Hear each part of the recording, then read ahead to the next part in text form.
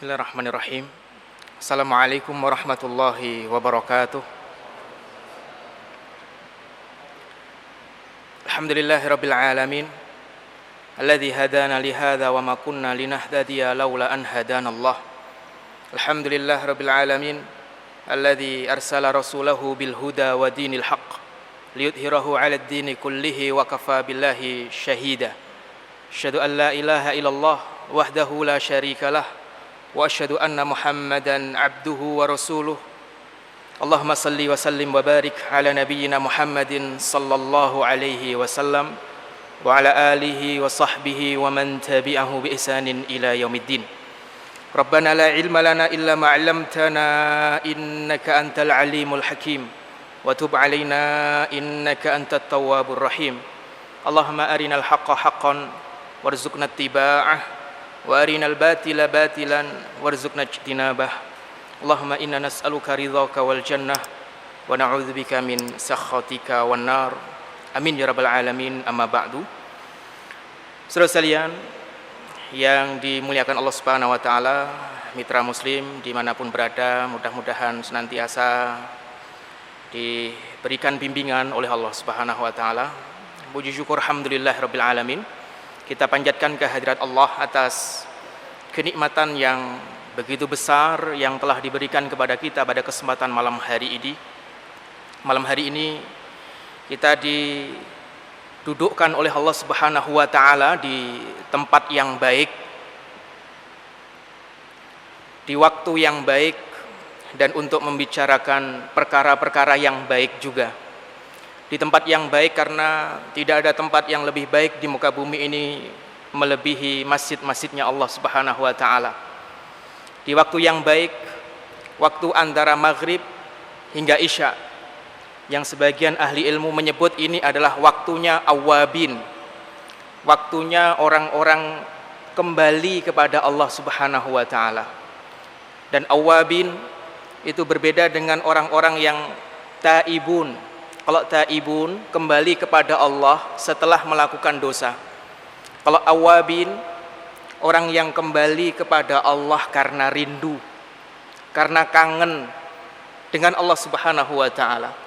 Dan itu adalah waktu antara maghrib dan isya. Oleh sebab itu para sahabat radhiyallahu anhum ajma'in dulu di zaman Rasulullah Muhammad sallallahu alaihi wasallam biasa menghabiskan waktu antara maghrib sampai isya di Masjid Nabawi untuk duduk, untuk ibadah, mendekatkan diri kepada Allah Subhanahu wa taala, sehingga Allah Subhanahu wa taala menurunkan ayat tentang mereka, tatajafa junubuhum 'anil madhaji'. Mereka ini adalah orang-orang yang lempeng perutnya jauh dari tempat tidur.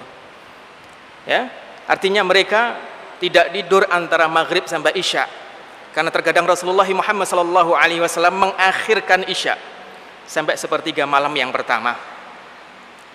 Dan antum tahu keutamaan orang-orang yang tidak menempelkan lempeng perutnya di waktu yang istimewa ini. Allah Subhanahu wa taala Rasulullah sallallahu alaihi wasallam bersabda dalam hadis yang diriwayatkan oleh Imam At-Tirmidzi dari Asma, bahwa ketika nanti manusia di mahsyar, maka Allah Subhanahu wa taala memerintahkan malaikat untuk memanggil mereka. Dan di antara yang dipanggil oleh malaikat adalah ainal ladzina kanat tatajafa junubuhum 'anil madhaji'. Di mana orang-orang yang ketika di dunianya lempeng perut mereka jauh dari tempat tidur. Fayaqumun, maka orang-orang yang seperti itu akan berdiri nanti di mahsyar. Wahum qalilun, tapi jumlah mereka tidak banyak. Fayadkhulunal jannata bighairi hisab. Lalu Allah Subhanahu wa taala izinkan untuk masuk surga tanpa hisab.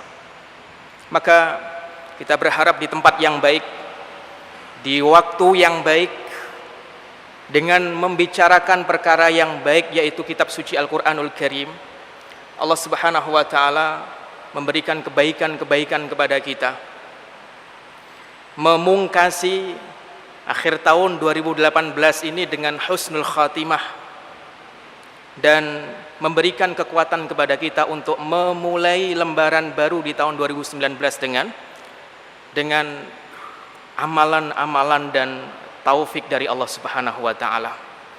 Dan saudara sekalian yang dimuliakan Allah Subhanahu wa taala, pada kesempatan malam hari ini insyaallah kita akan membahas sebuah tema tentang beginilah surat Al-Fatihah mengajariku. Beginilah surat Al-Fatihah mengajariku. Dan dalam kajian malam hari ini saya sifatnya hanya saling mengingatkan satu sama lain, karena barangkali di antara jamaah sekalian telah sangat akrab sekali dengan surat Al-Fatihah, sudah sangat dekat dengan surat Al-Fatihah, karena ini adalah surat yang paling sering kita baca dalam sehari, paling dekat dengan kehidupan seorang muslim. Sehingga malam hari ini kita sifatnya hanya mudzakarah, kita sifatnya hanya saling mengingatkan satu sama lain, supaya kita tidak tertipu, supaya kita tidak terpedaya. Kalau tertipu dengan dosa, maka orang yang beriman akan mudah untuk mengidentifikasinya. Tapi kalau tertipu dengan amal soleh, karena kita tidak saling mengingatkan, maka itulah yang bahaya. Oleh sebab itu, Hatim Al-Asam mengingatkan kepada kita, la taghtar bimakanin salih fala makana aslah minal jannah falaqiya adamu fiha ma laqiya.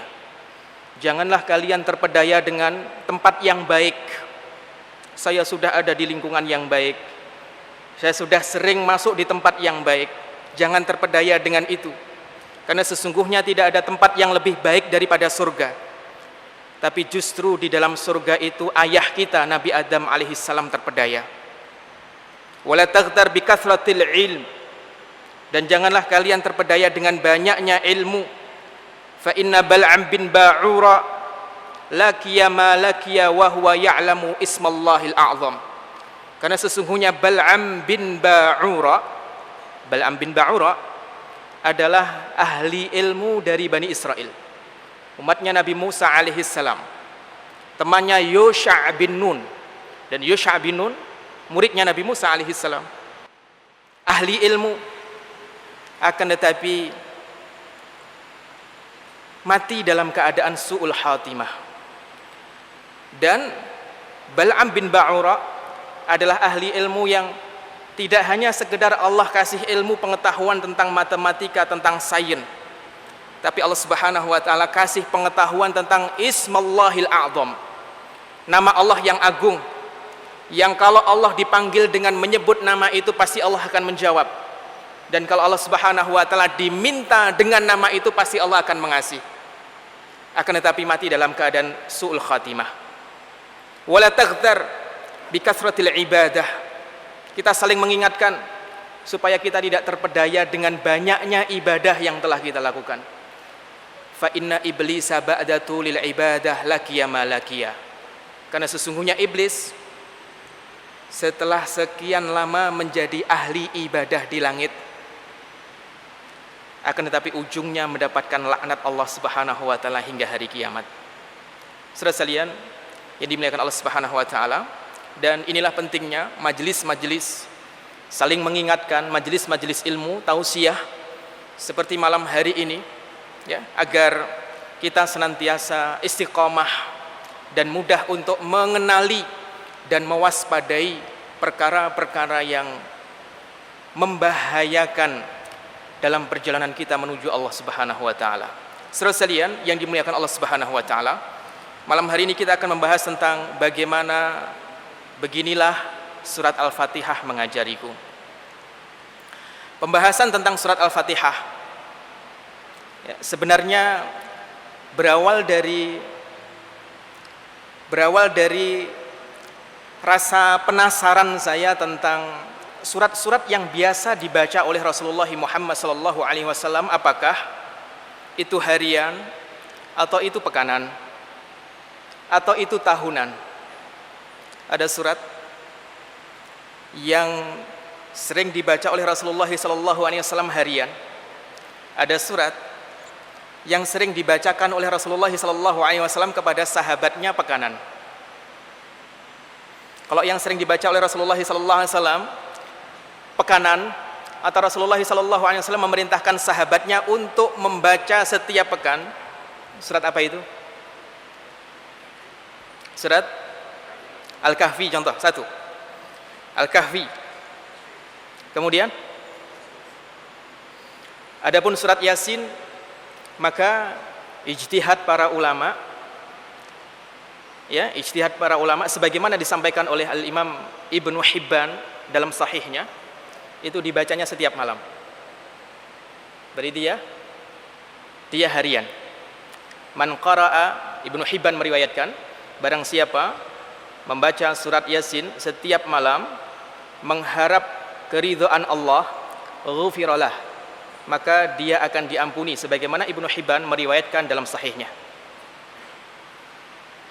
Ini yang pekanan, Pak. Surat apa? Al-Kahfi. Setelah itu yang sering dibaca oleh Rasulullah Muhammad SAW ketika mengimami sholat subuh di hari Jumat, As-Sajdah dan Al-Insan. 3. Yang sering dibaca oleh Rasulullah Muhammad SAW ketika menjadi imam sholat Jumat, Al-A'la, Al-Ghashiyah. Selain itu Al-Jum'ah dan Al-Munafiqun. Rasulullah ketika mengimami salat Jumat biasanya membaca Al-A'la dan Al-Ghashiyah atau Al-Jum'ah dan Al-Munafiqun. Dan masih ada satu lagi surat yang sering dibaca oleh Rasulullah Muhammad SAW sepekan sekali.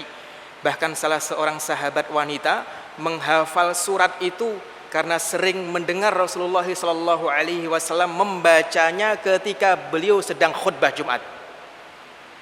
Surat apa itu? Surat Qaf. Qaf wal Qur'anil Majid, bal ajibu an ja'ahum mundhirum minhum faqala al kafiruna hadza syai'un ajib, dan seterusnya. Saudara sekalian yang dimuliakan Allah Subhanahu wa taala, bagi kita orang beriman,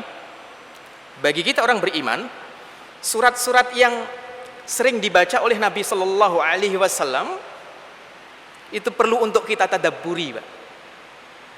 Mengapa ini dibaca oleh Nabi pekanan? Artinya ini di dalamnya ada pelajaran-pelajaran mahal yang harus diingat oleh seorang muslim, oleh setiap muslim setiap pekannya, supaya tidak lupa, supaya tidak disorientasi dalam hidup ini. Itu, Pak. Sehingga nanti kalau kita urai, ada 8 surat yang sering dibaca oleh Rasulullah Muhammad SAW setiap pekan itu, mulai dari Al-Kahfi, ya, itu pelajarannya mahal, Pak. Berarti sepekan sekali kita diingatkan oleh Nabi, kita diminta oleh Nabi untuk ingat tentang fitnah-fitnah yang Allah Subhanahu wa taala sampaikan di dalam surat Al-Kahfi. Kan begitu? Ya. Kemudian selain Al-Kahfi ada surat As-Sajdah, ya, yang di dalamnya berbicara tentang surga, berbicara tentang akhir kehidupan kita, supaya kita tidak disorientasi dalam hidup ini. Setelah itu ada surat Al-Insan, yang di dalamnya ada perjalanan hidup manusia. Hal ata 'alal insani hinum minad dahri lam yakun syai'am madhkura. Ketika manusia itu masih menjadi nutfah yang belum punya nama, kemudian Allah berikan petunjuk, kemudian Allah berikan jalan, imma syakiran wa imma kafura. Apakah manusia itu kemudian mengambil jalan syukur atau dia mengambil jalan ingkar? Setelah itu berbicara tentang surga, innal abrara yashrabuna min ka'sin kana mizajuha kafura. Orang-orang yang baik diingatkan oleh Allah sepekan sekali, nanti akan ada di surga minum dari air minum, mata air yang campurannya adalah kafura, dan seterusnya. Kemudian setelah Al-Insan ada Al-A'la, tentang pentingnya peringatan, ya, memberikan peringatan sesama muslim, karena ahli neraka wa sayujannabuhal ashqa alladzi yaslan naral kubra, adalah orang-orang yang sering berpaling dari peringatan Allah Subhanahu wa taala. Lihat. Ya, setelah itu al-ghasyiyah, ya, berbicara tentang neraka, berbicara tentang ayat-ayat Allah di muka bumi. Setelah itu ada surat Al-Jum'ah. Di dalam Al-Jum'ah Allah menyebutkan kenikmatan besar yang Allah berikan kepada orang beriman. Apa kenikmatan besar itu? Allah mengutus Nabi Muhammad di tengah-tengah kita. Walladzi ba'atsa fil ummiyina rasulan minhum yatslu 'alaihim ayatihi wa yuzakkihim, dan seterusnya. Supaya kita ingat bahwa Nabi Muhammad itu adalah nikmat besar yang ada di dalam kehidupan kita. Makanya tadi, ya, Ananda Ahmad Bahamid yang membacakan kepada kita surat Ar-Rahman, nakjubkan itu, Pak.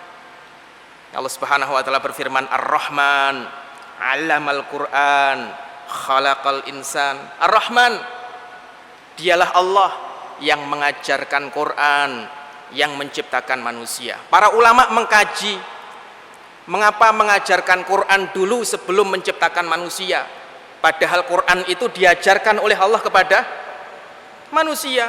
Harusnya menciptakan manusia dulu baru mengajarkan Quran, tapi Allah dahulukan mengajarkan Quran, Pak, sebelum menciptakan manusia, karena nikmat hidayah lebih agung daripada nikmat penciptaan kita. Kita dapat hidayah tersebab Allah mengutus Rasulullah, dan kita ada di dunia disebabkan oleh orang tua kita.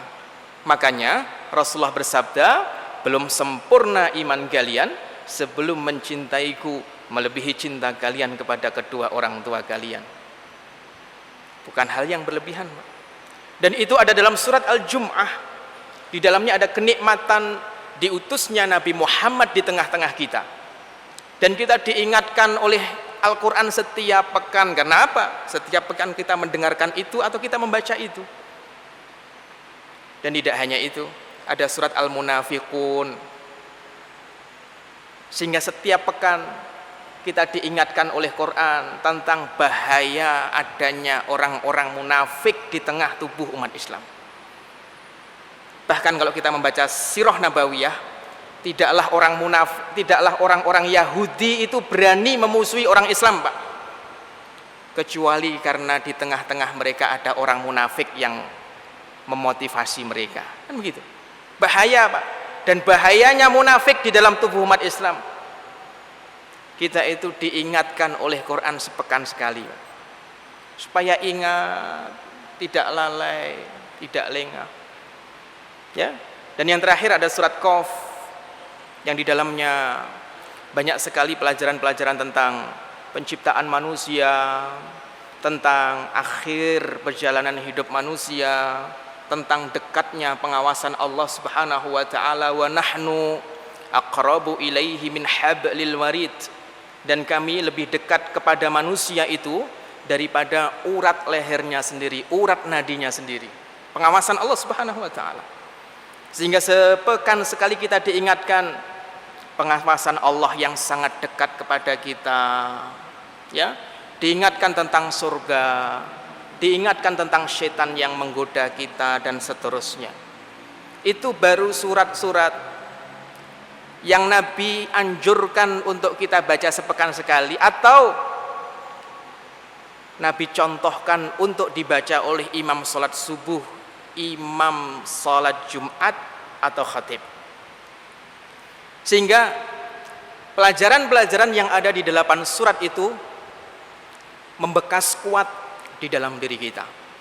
Dan ada surat yang ritmenya jauh lebih sering daripada 8 surat yang saya sebutkan tadi, dan itu adalah surat Al-Fatihah, yang tentunya kandungan di dalamnya jauh lebih penting daripada surat-surat yang tadi saya sebutkan di awal. Jauh lebih penting daripada itu, karena kita sebagai seorang muslim minimal membacanya sehari 17 kali dalam sholat fardu kita. Kecuali kalau kita menambah dengan sholat-sholat nafilah, ya, dengan sholat-sholat nafilah, maka kita akan membacanya pun lebih dari 17 kali. Karena dalam madhab kita, jumhur ulama berpendapat bahwa surat Al-Fatihah adalah surat yang harus dibaca di dalam salat kita. Yang kalau salat la salata liman lam yaqra bi Fatihatil kitab. Karena sesungguhnya tidak ada salat yang sah kalau tidak membaca surat Al-Fatihah di dalamnya, kecuali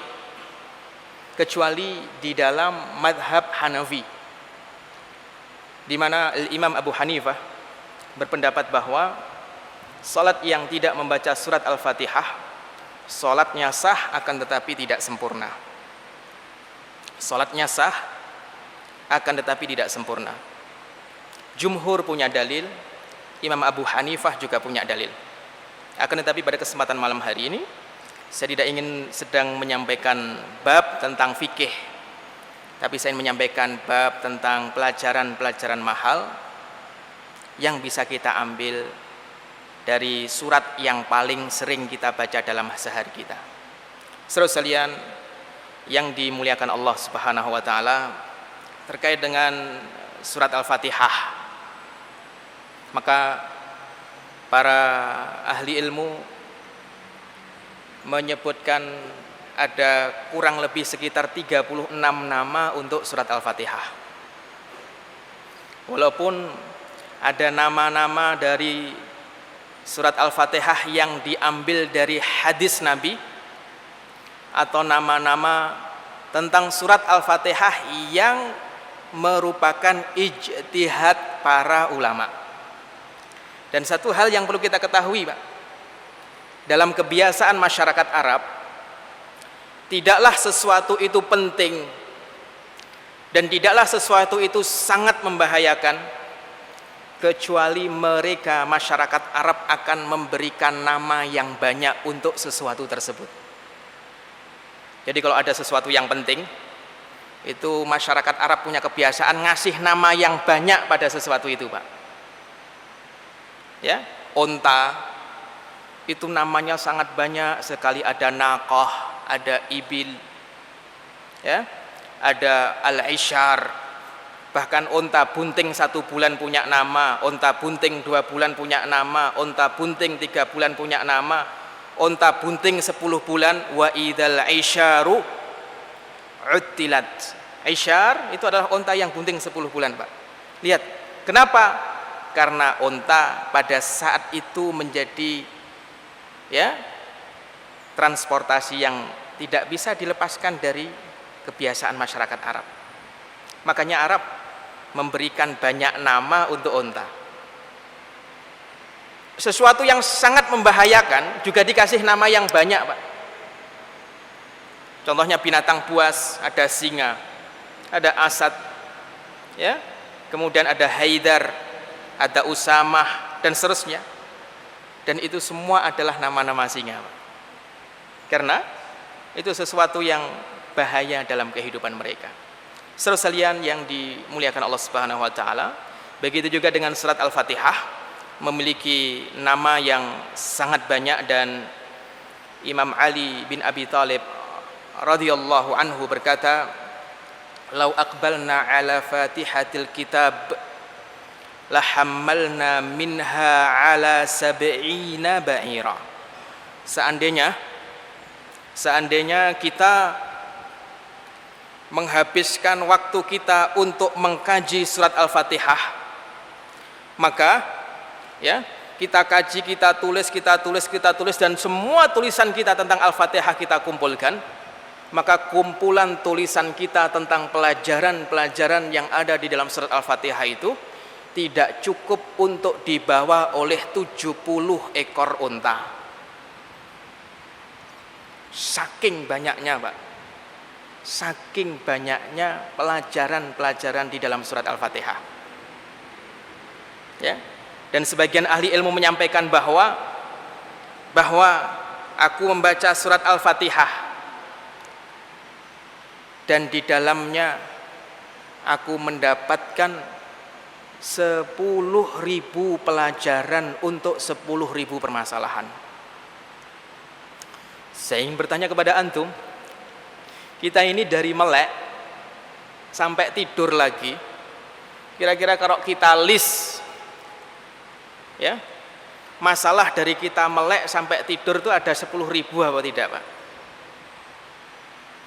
Begitu bangun punya masalah apa? 1. Ya, di jalan ketemu apa? 2. Di kantor ketemu masalah apa? 3. Ya, sama istri punya masalah apa? 4. Dengan anak-anak punya masalah apa? 5. Kalau kita list dalam sehari, kira-kira masalah kita ada nggak sampai 10.000 begitu itu? Kalau tidak ada, maka solusinya cukup hanya dengan surat Al-Fatihah, Pak. Kalau kita faham surat Al-Fatihah, ya.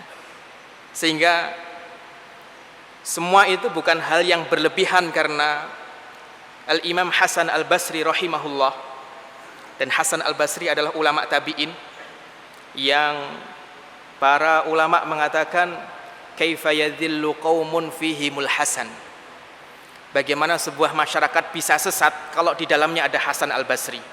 Artinya adanya Hasan Al-Basri di tengah-tengah masyarakat, jaminan masyarakat itu akan soleh, akan baik dan tidak sesat, Pak. Hasan Al-Basri berkata, sesungguhnya Allah Subhanahu wa taala menurunkan 104 kitab. Kemudian Allah meringkas pelajaran dari 104 itu di dalam 4 kitabnya, Taurat, Injil, Zabur, Al-Quran. Lalu dari 4 kitab ini Allah meringkasnya di 1 kitab, yaitu Al-Quranul Karim. Sehingga nama lain dari Al-Quran adalah Al-Muhaimin, yang mencakup kitab-kitab sebelumnya. Kemudian dari Al-Quran yang 30 juz itu, Allah Subhanahu wa ta'ala meringkas pelajarannya pada surat-surat mufassalat. Dan Al-Imam Jalaluddin As-Suyuti menyampaikan surat-surat mufassalat itu mulai dari surat Qaf sampai surat An-Nas. Disebut mufassalat karena ayatnya rinci dan potongan-potongannya pendek-pendek. Kemudian kandungan yang ada di dalam surat mufassalat itu Allah rangkum di dalam surat Al-Fatihah. Dan beliau mengatakan, "Faman 'arafa tafsiraha faka'annama 'arafa tafsira jami'il kutub." Barang siapa yang mengetahui tafsirnya surat Al-Fatihah, seolah dia telah Allah bukakan tafsir semua kitab yang Allah turunkan kepada nabi-nabinya. Dan tidak hanya itu, Pak. Lebih lanjut lagi, Al-Imam Ibnul Qayyim Al-Jauziyah meringkas lagi dari Al-Fatihah itu semua pelajaran yang ada di dalam Al-Fatihah, yang itu merupakan intisari dari semua risalah yang Allah turunkan kepada Rasul-Rasulnya. Allah ringkas di 1 ayat, dan itu adalah ayat kelima dari surat Al-Fatihah. Iyyaka na'budu wa iyyaka nasta'in. Hanya kepadamu kami menyembah, dan hanya kepadamu kami mohon pertolongan. Makanya Al-Imam Ibnul Qayyim Al-Jauziyah, untuk memahami aplikasi dari iyyaka na'budu wa iyyaka nasta'in, yang itu merupakan inti dari semua kandungan Al-Quran, bahkan inti dari semua kandungan kitab yang Allah turunkan kepada nabi-nabinya, beliau menulis buku judulnya Madarijus Salikin Baina Manazil Iyyaka na'budu wa iyyaka nasta'in. Madarij, tangga orang yang berjalan menuju Allah, yang diambil dari pemahaman iyyaka na'budu wa iyyaka nasta'in.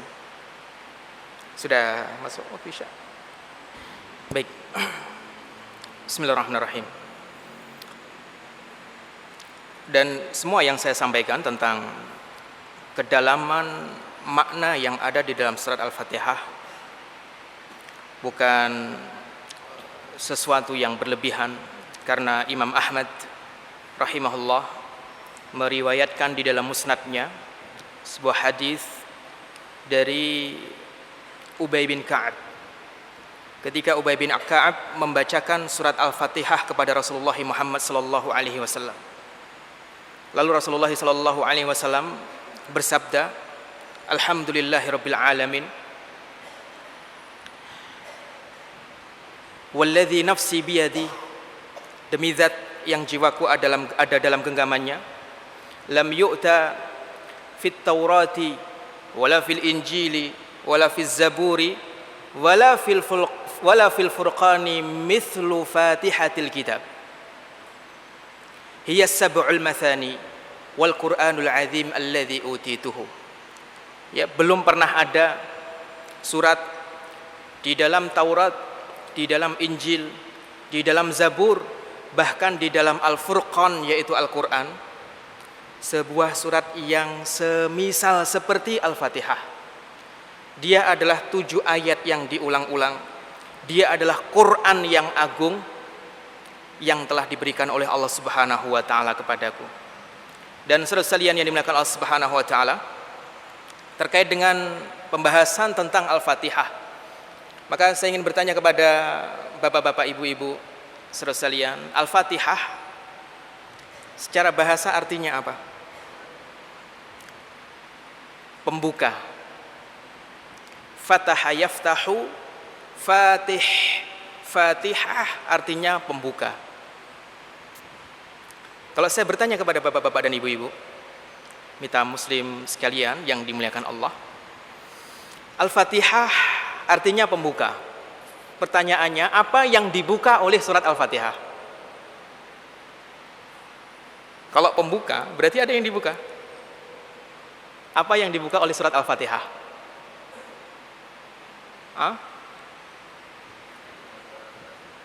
Apa Pak?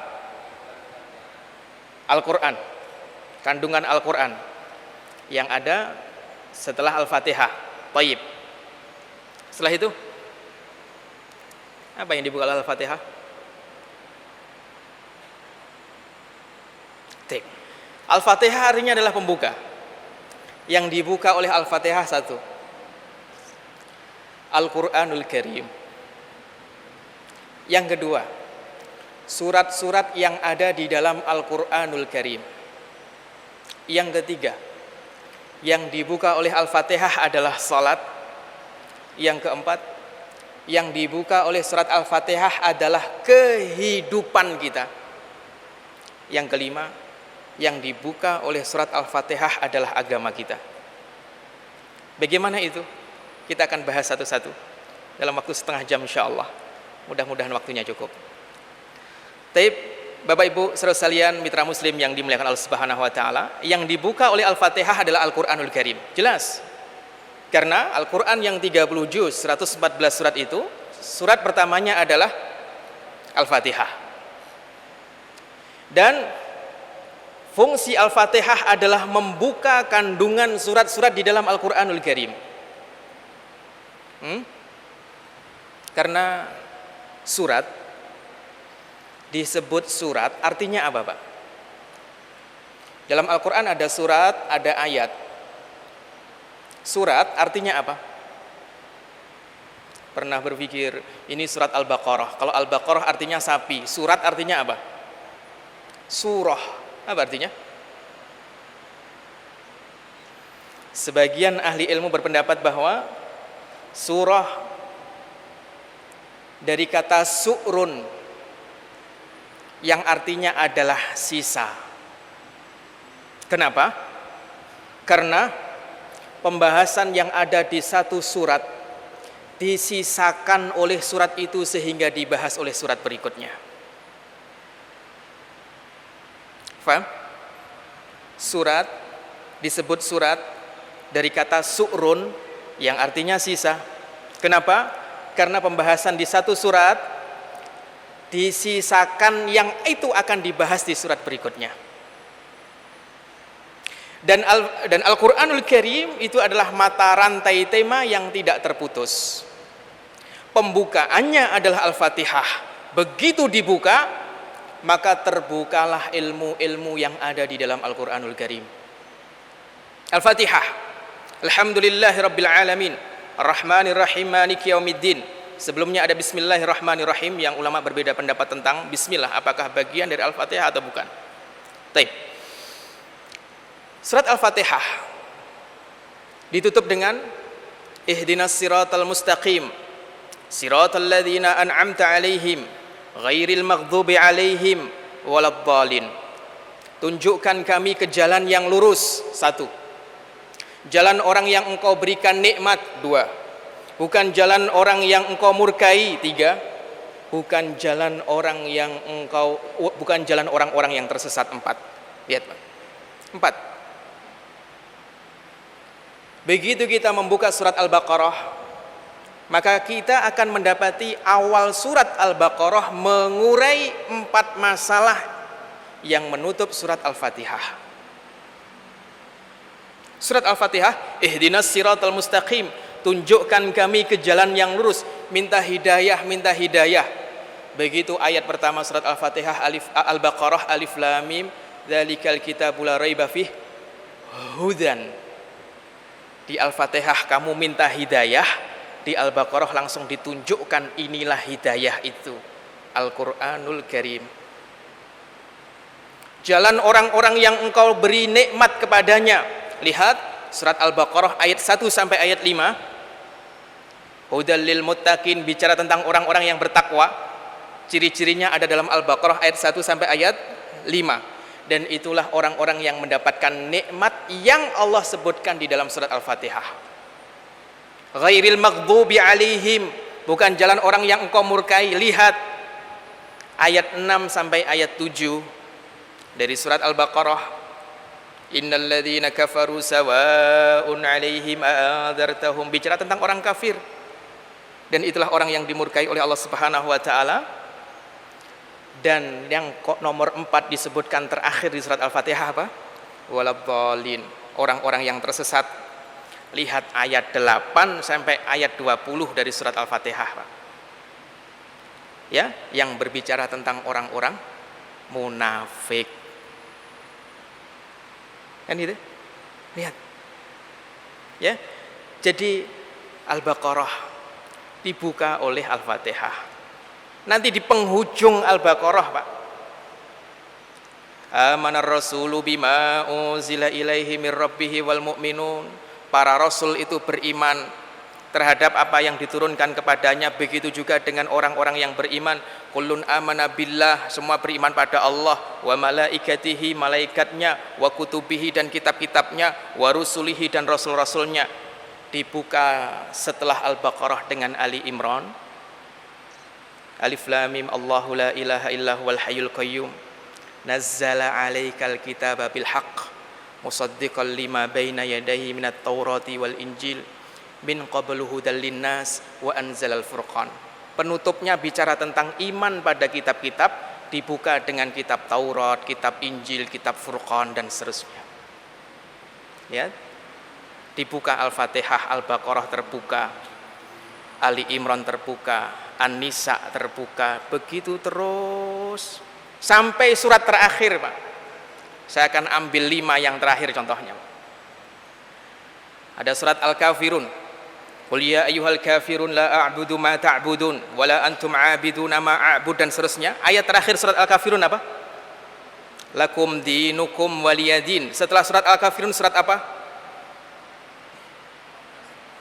Idza jaa nasrullah. Coba Bapak-bapak dan Ibu mitra muslim berpikir, bagimu agamamu, bagiku agamaku, jika datang pertolongan Allah dan kemenangan.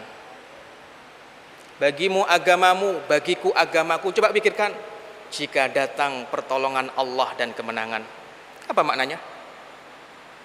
Maknanya pertolongan Allah dan kemenangan umat ini akan Allah berikan ketika umat Islam itu bangga dengan agamanya,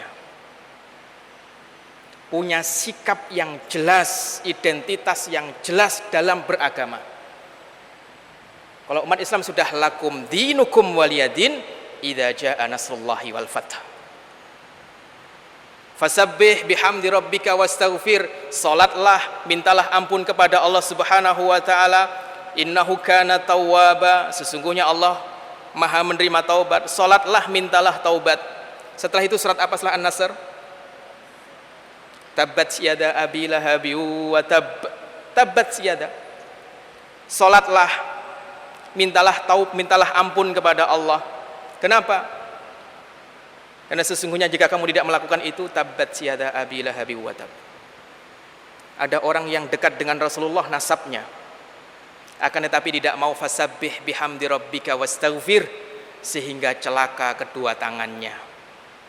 Fi jidiha hablum mim masad. Istrinya pun juga sama, di lehernya dikalungkan tali dari serabut yang dipintal.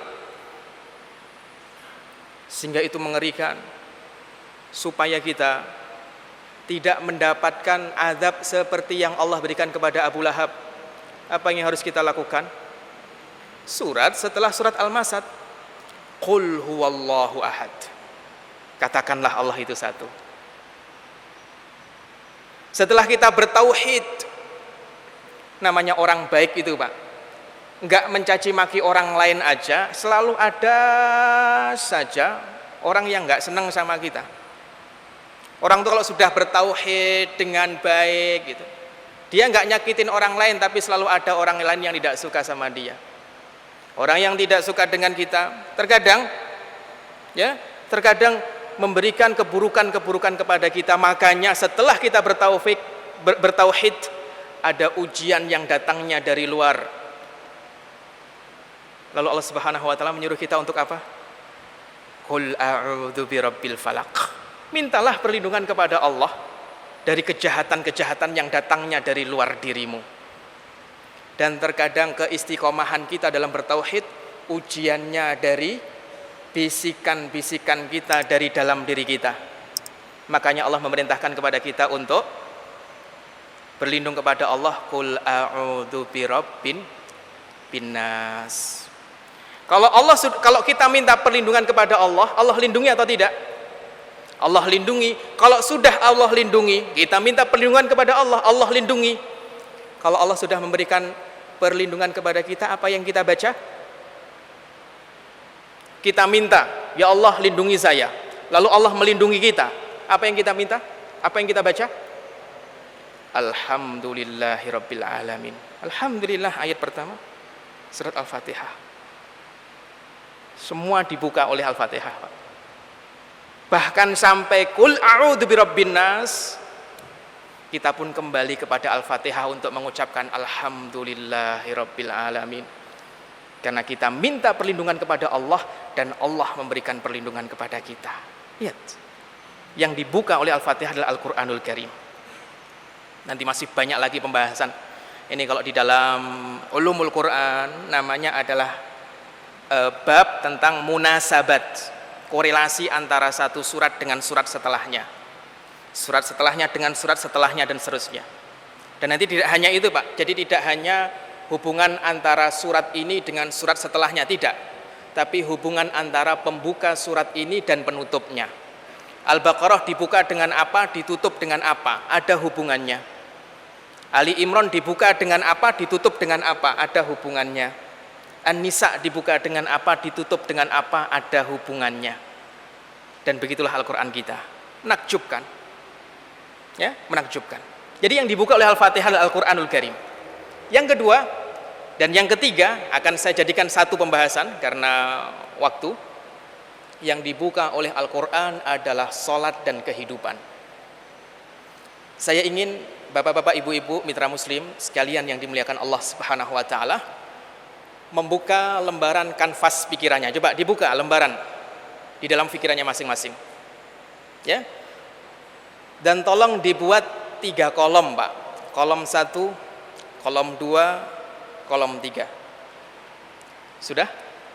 Sudah digambar dalam pikiran masing-masing? Taib. Buka, buat 3 kolom. Kolom 1, kolom 2, kolom 3. Bapak Ibu saudara sekalian, mitra muslim yang dimuliakan Allah Subhanahu wa taala, kalimat pertama dari surat Al-Fatihah sama dengan gerakan pertama di dalam salat, sama dengan awal perjalanan hidup kita di dunia. Ayat kedua surat Al-Fatihah sama dengan gerakan kedua di dalam salat kita, sama dengan kehidupan setelah kehidupan dunia ini. Ayat ketiga surat Al-Fatihah sama dengan gerakan ketiga di dalam salat, sama dengan kehidupan setelah dunia ini, kehidupan setelah kematian. Ayat empatnya sama dengan gerakan keempat, sama dengan kehidupan setelah manusia dibangkitkan. Kebayang? Tape. Akan saya jelaskan. Nggak boleh ada yang ngantuk, karena ini melek saja khawatirnya belum tentu paham, apalagi sambil ngantuk. Ini melek saja, ya perlu mengerutkan kening, Pak. Apalagi sambil ngantuk. Khawatirnya nanti dapatnya cuma separuh-separuh gitu, ya, akhirnya menyampaikannya salah.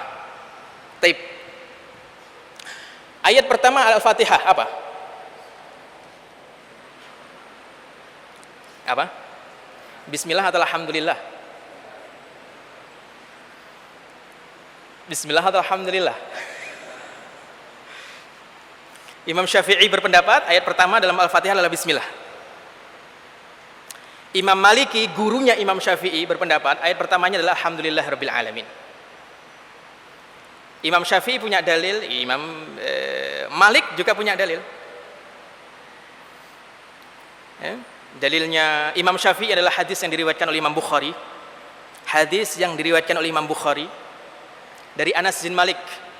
Ketika Anas bin Malik ditanya tentang bagaimana bacaan Rasulullah SAW ketika menjadi imam, maka Anas bin Malik radhiyallahu anhu menjawab, bacaan Nabi itu ujungnya dipanjangkan. Kemudian Anas membaca Bismillahirrahmanirrahim, Alhamdulillahirabbil alamin. Ujungnya dipanjangkan, Pak. Dan Anas membacanya dari Bismillah. Maka ini yang kemudian diambil dalil oleh Imam Syafi'i bahwa Bismillah bagian dari Al-Fatihah. Dan dalam fikih Syafi'i, Bismillah tidak hanya bagian dari Al-Fatihah, Pak, tapi Bismillah adalah ayat pertama setiap surat di dalam Al-Quran. Jadi Al-Baqarah itu ayat pertamanya bukan Alif Lam Mim, tapi Bismillahirrahmanirrahim. Ya, An-Nas ayat pertamanya bukan Qul a'udzu birabbin nas, tapi Bismillahirrahmanirrahim. Dalilnya hadis sahih yang diriwayatkan oleh Imam Muslim ketika Rasulullah, dari Anas bin Malik, ketika Rasulullah SAW duduk menundukkan kepala, setelah itu Rasulullah mendengarkan kepalanya lalu tersenyum. Sahabat bertanya-tanya kenapa Rasulullah menundukkan kepala kemudian mengangkat kepalanya dan tersenyum. Lalu Rasulullah SAW menyampaikan bahwa baru saja turun kepadaku sebuah surat, dan Nabi berkata Bismillahirrahmanirrahim, inna a'tainakal kautsar. Karena Nabi menyebut turun sebuah surat, Nabi membacanya dari Bismillah, bukan dari inna a'tainakal kautsar. Makanya Bismillah dimasukkan di dalam mazhab Syafi'i sebagai bagian dari ayat pertama semua surat di dalam Al-Quranul Karim. Tapi dalam mazhab Maliki tidak seperti itu, Pak. Dalilnya mana? Hadis yang diriwayatkan oleh Imam Muslim dari Abu Hurairah radhiyallahu anhu bahwa Rasulullah Muhammad sallallahu alaihi wasallam bersabda, "Qassamtus salata baini wa baina 'abdi nisfain wa li 'abdi ma sa'al." Aku membagi salat separuh untukku, separuh untuk hambaku, dan hambaku akan mendapatkan apa yang dia minta. Apa salat yang dibagi oleh Allah? Rasulullah melanjutkan, idza qala al-'abdu alhamdulillahirabbil alamin. Jika seorang hamba membaca alhamdulillah, tidak bismillah, maka Allah menjawab hamadani abdi, hambaku memujiku. Wa idza qala ar-rahman ar-rahim, kalau hambaku berkata ar-rahmanir-rahim, maka Allah akan menjawab asna alayya abdi, hambaku berterima kasih kepadaku. Lihat, kita akan bahas, Pak. Tapi karena ini babnya bukan bahas bab tentang fikih, ya, saya tidak akan membahas ayat pertamanya bismillah atau alhamdulillah, tidak. Tapi kita ambil dari hadis Nabi dari Abu Hurairah radhiyallahu anhu yang mengatakan bahwa Rasulullah bersabda, Allah berfirman, aku membagi salat menjadi dua, separuh untukku kata Allah, separuh untuk hambaku, dan Allah memulainya dari alhamdulillahirabbil alamin. Baik. Alhamdulillahirabbil alamin. Yang kita baca pertama kali alhamdulillahirabbil alamin. Gerakan pertama kita dalam salat apa, Pak? Berdiri. Dan itu adalah lambang kehidupan kita di dunia. Alhamdulillahirabbil alamin. Itu gerakan kita posisinya berdiri pertama kali, dan itu adalah gambaran hidup kita di dunia. Apa hubungannya? Alhamdulillahirabbil alamin. Segala puji milik Allah, Tuhan semesta alam. Posisi kita berdiri, ya. Dan Allah Subhanahu wa taala di dalam Al-Qur'an menyebutkan bahwa ibadah itu, Allah menyebut kata ibadah itu dengan kata berdiri, Pak. Hafidhu 'alas salawati was salatil wusta wa qumu lillahi qanitin. Jagalah salat 5 waktu dan jagalah salat pertengahan, dan berdirilah kepada Allah. Berdirilah untuk Allah, artinya ibadahlah untuk Allah dengan khusyuk. Dan apa persamaannya dengan kehidupan kita di dunia? Hidup kita di dunia ini, wa ma khalaqtul jinna wal insa illa liya'budun. Tugas kita hidup di dunia adalah ibadah. Alhamdulillah, kolom 1. Kolom 2-nya posisi sholat kita berdiri. Kolom 3-nya gambaran kehidupan kita di dunia. Taib, sehingga di antara bacaan iftitah yang diajarkan oleh Nabi, inna salati, salatku, wa nusuki, ibadahku, wa mahyaya, hidupku, wa mamati, matiku, lillahi rabbil alamin. Alhamdulillahi rabbil alamin. Ibadah untuk Allah, pujian untuk Allah, dan berdiri kita ini adalah lambang hidup kita di dunia. Taib. Setelah alhamdulillahi rabbil alamin, apa? Ar-Rahman Ar-Rahim. Ar-Rahmanir Rahim, yang maha pengasih, yang maha penyayang, yang memberikan rahmat. Gerakan setelah berdiri apa? Ruku'. Dan kehidupan setelah kehidupan dunia adalah kematian. Apa hubungan antara Ar-Rahman Ar-Rahim dengan ruku', dengan kematian? Fahami, Pak. Fahami. Ketika kita ruku', apa yang kita baca? Subhana rabbiyal azim. Maha suci Allah yang maha agung. Kalimat subhana rabbiyal azim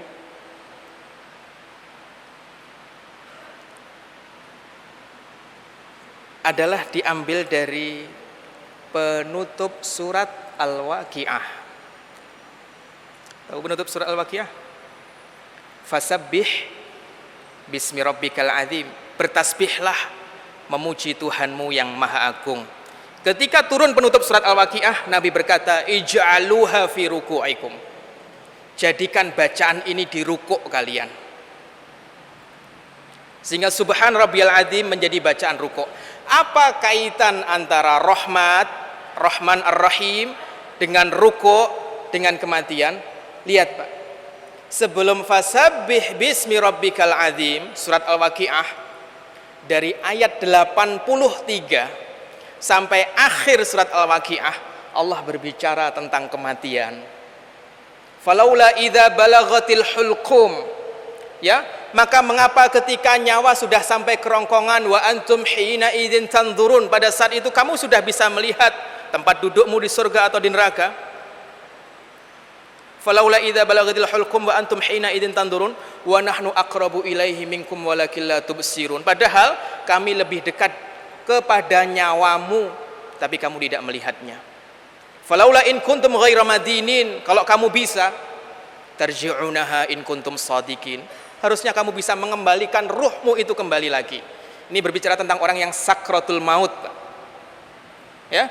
Fa amma in kana minal muqarrabin, adapun kalau orang yang akan meninggal dunia adalah orang-orang yang muqarrabun, orang-orang yang amal ibadahnya banyak, faruhun wa raihanun wa jannatun naim. Begitu nyawanya dicabut, ya, maka akan mendapatkan kenikmatan, ketenangan, wewangian dan kenikmatan-kenikmatan surga. Wa amma in kana min ashabil yamin, adapun kalau orang yang sekarat itu adalah ashabul yamin, orang yang melakukan amal soleh tapi masih di bawah al-muqarrabun. Fassalamul laka min ashabil yamin. Begitu nyawanya dicabut, malaikat langsung menyambutnya dengan salam, keselamatan bagimu wahai kelompok kanan. Wa amma in kana minal mukadzibin adh-dhalin, dan adapun kalau yang sekarat itu adalah orang yang mendustakan agama dan orang-orang yang sesat. Fanuzulun min hamim, nanti akan singgah di api, di air yang panas. Wa tasliyatu jahim, akhirnya di akhirat akan masuk ke dalam neraka jahim. Inna hadzalahu wa haqqul yakin, ini adalah sebuah keyakinan yang benar. Lalu Allah berfirman, fasabbih bismi rabbikal azim, maka bertasbihlah subhana rabbiyal azim. Dan Nabi berkata, jadikan bacaan ini di rukuk kalian. Pahami Pak? Ya, Ar-Rahmanir Rahim, bacaannya, posisinya rukuk, gambarannya adalah kehidupan kita setelah kematian. Mati Pak. Jadi rukuk itu gambar kita mati. Sehingga ketika kita berdiri kita ingat hidup di dunia, begitu kita rukuk kita ingat selama apapun hidup kita di dunia, walaupun kita membaca surat yang paling panjang sekalipun, kita juga pasti akan rukuk. Kita pasti akan mati Pak. Sehingga rukuk kita ingat kematian. Apa kaitan antara mati dengan sempurnanya nikmat? Jelas. Kalau bapak-bapak dan ibu-ibu mitra muslim yang dimuliakan Allah Subhanahu wa taala membaca surat Yasin tentang ashabu Yasin, orang-orang yang membenarkan dakwah Nabi itu, ya, ketika dibunuh oleh kaumnya, maka begitu mati langsung disuruh masuk surga. Dan bukankah itu rahmat dari Allah Subhanahu wa taala? Sampai dia mengatakan, qala ya laita qaumi ya'lamun. Ya Allah, seandainya kaumku yang membunuhku itu tahu kenikmatan yang aku rasakan di sini. Mati sempurnanya rahmat bagi orang beriman. Makanya bacaannya Ar-Rahman Ar-Rahim. Setelah Ar-Rahman Ar-Rahim apa? Maliki Yaumiddin, yang memiliki hari pembalasan. Gerakan kita berdiri, bangun dari rukuk. Urutannya itu adalah kehidupan kita setelah kematian, bangkit dari kematian. I'tidal. Ya, Maliki Yaumiddin. Dan ulama punya dua cara membaca. Maliki, ada yang maliki. Kalau maliki artinya yang memiliki, kalau maliki artinya yang merajai. Hari pembalasan, hari akhirat. Apa bedanya yang memiliki dengan yang merajai? Nanti di akhirat. Nanti di akhirat kita ingin Allah hadir menemui kita sebagai raja kita atau sebagai pemilik kita. Dua-duanya boleh Pak dibaca. Boleh maliki, boleh maliki. Tapi kalau ditulis maliki panjang, jangan diartikan yang merajai, tapi artikan yang memiliki. Al-Imam Al-Kisai mengatakan, walaupun boleh membaca maliki panjang, boleh membaca maliki pendek, akan tetapi Al-Imam Al-Kisai mengatakan, saya lebih senang membaca panjang karena saya lebih suka Allah hadir di yaumil akhir nanti sebagai pemilik saya daripada raja saya. Antum tahu bedanya pemilik sama raja? Kalau raja ada 1000 orang pengen jadi tentara, yang 900 sakit-sakitan Pak, yang diterima berapa? Berapa Pak? 1000 orang daftar jadi tentara, pengen menjadi pelayannya raja, yang 900 sakit-sakitan. Yang diterima berapa? 100. Yang 900 diapain Pak? Diobatin enggak? Kenapa enggak diobatin? Raja enggak diobatin. Ya dari 1000 yang sakit-sakitan 900, ya dia ambil hanya 100, yang 900 tidak diterima. Tapi namanya pemilik, Pak. Bapak-bapak punya 1000 budak, yang 600 sakit. Bapak-bapak apain? Diobatin. Itu bedanya raja sama pemilik, Pak. Paham? Maka di akhirat nanti kita berharap Allah datang sebagai pemilik kita. Karena itu lebih memberikan harapan yang besar bahwa kesalahan kita akan dimaafkan oleh Allah Subhanahu wa taala. Kan begitu. Ya, jadi Maliki Yaumiddin yang ketiga, gerakan kita iktidal, bangun dari rukuk, itu adalah gambar kita bangun dari kematian, yaitu mahsyar, bangkit lagi. Setelah itu apa? Dan ini sebagai penutup, mohon maaf bertambah lagi waktunya, mohon maaf. Sampai sebelum jam 8 saya tutup insyaallah. Setelah Maliki Yaumiddin, ayat berikutnya apa? Iyyaka na'budu wa iyyaka nasta'in. Hanya kepadamu kami menyembah, hanya kepadamu kami mohon pertolongan. Saya ingin bertanya kepada antum. Ya. Setelah iktidal, gerakan kita apa? Sujud. Dan orang beriman, karena kita bicara orang beriman nanti setelah dibangkitkan dari kematian akan Allah masukkan kemana? Surga. Iyyaka na'budu wa iyyaka nasta'in ihdinas siratal mustaqim sampai ayat terakhir. Gerakan kita sujud, dan itu adalah akhir perjalanan kita hidup, yaitu kita masuk surganya Allah. Apa hubungan antara iyyaka na'budu wa iyyaka nasta'in dengan sujud dengan masuk surga? Bapak Ibu mitra muslim yang dimuliakan Allah Subhanahu wa taala, iyyaka na'budu, kepadamu kami menyembah. Menyembah itu menghinakan diri kita di hadapan Allah, dan bentuk totalitas gerakan kita menghinakan diri kita di hadapan Allah adalah ketika kita menempelkan bagian paling mulia yang kita miliki ke tanah untuk sujud kepada Allah Subhanahu wa taala. Maka itu iyyaka na'budu. Begitu sujud, iyyaka nasta'in, kita dan kepadamu kami meminta pertolongan. Begitu sujud maka Rasulullah bersabda, fa ammar ruku' fa'azzimu fihi rabbakum. Adapun ketika kalian rukuk, agungkan Tuhan kalian, maka kita membaca subhana rabbiyal azim. Wa ammas sujud, adapun ketika sujud maka perbanyaklah untuk berdoa, karena doa ketika sujud mudah untuk dikabulkan oleh Allah. Wa iyyaka nasta'in. Paham, Pak? Baik. Apa kaitan antara sujud dengan surga? Apa kaitannya? Sahabat mulia namanya Rabi'ah bin Ka'ab al-Aslami, suatu ketika mabit dengan Rasulullah Muhammad sallallahu alaihi wasallam. Kuntu abitu ma'an nabiy sallallahu alaihi wasallam. Aku pernah tidur bersama Rasulullah sallallahu alaihi wasallam di satu malam. Kemudian aku melayani wudhu beliau. Aku ambilkan tempayan yang isinya air. Setelah itu aku berikan kepada Rasulullah. Lalu Rasulullah SAW wudhu menggunakan air itu. Ya, setelah selesai wudhu, Nabi mau sholat.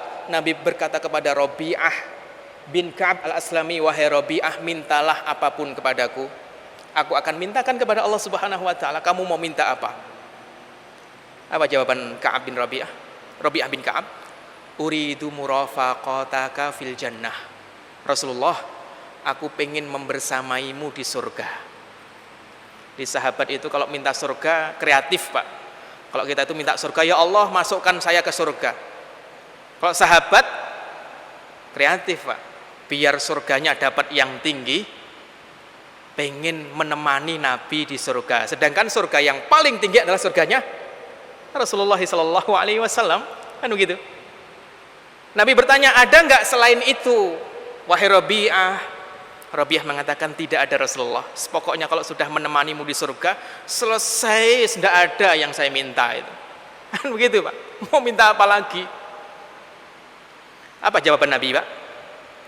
A'inni ala nafsika bi kathratis sujud. Kalau begitu, kalau kamu ingin menemaniku di surga, dan surgaku adalah surga yang paling tinggi, bantu aku untuk dengan memperbanyak sujud. Sehingga orang yang paling banyak sujudnya, paling khusyuk sujudnya, adalah orang yang paling tinggi kedudukannya di surga bersama dengan Rasulullah Muhammad sallallahu alaihi wasallam.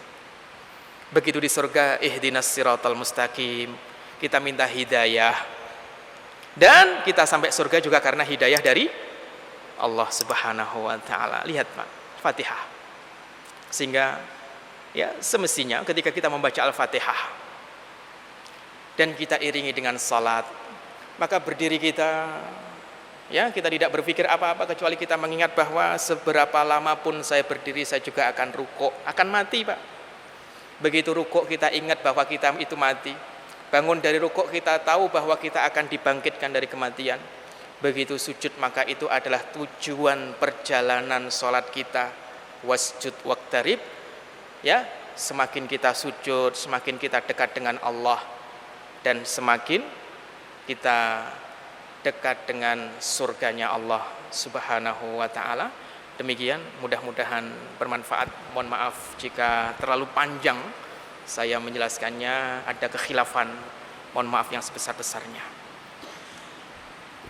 Baik, Bapak Ibu saudara sekalian, mitra muslim yang dimuliakan Allah Subhanahu wa taala, mari kita tutup aktivitas baik pada malam yang baik ini dengan bermunajat kepada Allah Subhanahu wa taala. Semoga Allah Subhanahu wa taala senantiasa memberikan bimbingan kepada kita, memberikan kebaikan-kebaikan kepada kita, kebaikan kepada pasangan kita, kebaikan kepada orang tua kita, kebaikan kepada anak-anak kita, kebaikan kepada saudara-saudara kita dimanapun berada. Mudah-mudahan Allah Subhanahu wa taala memudahkan kita untuk bersyukur ketika kita mendapatkan nikmat, bersabar ketika kita mendapatkan musibah. Allahumma shalli ala Muhammad wa ala ali Muhammad wa sallim radhiyallahu tabaraka wa taala an kulli sahabati Rasulillah ajma'in walhamdulillahi rabbil alamin. Allahumma ighfir lil muslimina wal muslimat wal mu'minina wal mu'minat al ahya'i minhum wal amwat innaka sami'un qaribun mujibu da'awat wa ya qadhiyal hajat. Allahumma ansur man nasarad din wa khudhul man khadalal muslimin. Rabbana zalamna anfusana wa illam taghfir lana wa tarhamna lanakunanna minal khasirin. La ilaha illa anta subhanaka inna kunna minal zalimin. Allahumma lakal hamdu kulluh wa lakal syukru kulluh wa lakal jalalu kulluh wa lakal jamalu kulluh. A'inna ala dhikrika wa syukrika wa husni ibadatik. Allahumma lakal hamdu hatta tarda wa lakal hamdu idha radit wa lakal hamdu qabla ridha wa lakal hamdu ba'da ridha. Nas'aluka Allahumma ridhaka wal jannah wa na'udzubika min sakhatika wan nar. Rabbana ighfir lana wa liwalidina warhamhum kama rabbawna shighara. Rabbana hab lana min azwajina wa dhurriyyatina qurrata a'yun waj'alna lil muttaqina imama. Rabbana ja'alna muqimis shalah wa min dhurriyyatina rabbana wa taqabbal du'a. Allahumma inna nas'aluka husnal khatimah wa na'udzubika min su'il khatimah.